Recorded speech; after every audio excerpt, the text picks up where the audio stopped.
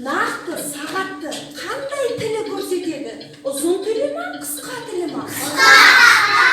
Жарайсыңдар, қысқа тілі.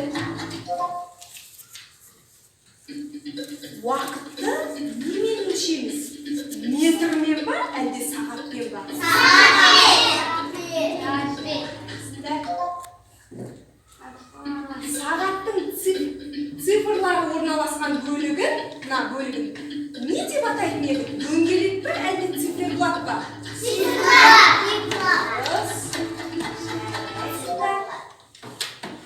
Бүгінгі оқу қызметі сендерге ұнады ма? Ұнады ма? Жарайсыңдар. Егер оқу қызметі ұнаса сендерге, өз-өздеріңді бағалаймыз бірінші. Өз-өзімізді бағалаймыз. Әркім өзін бағалаймыз. Өзін көрейін.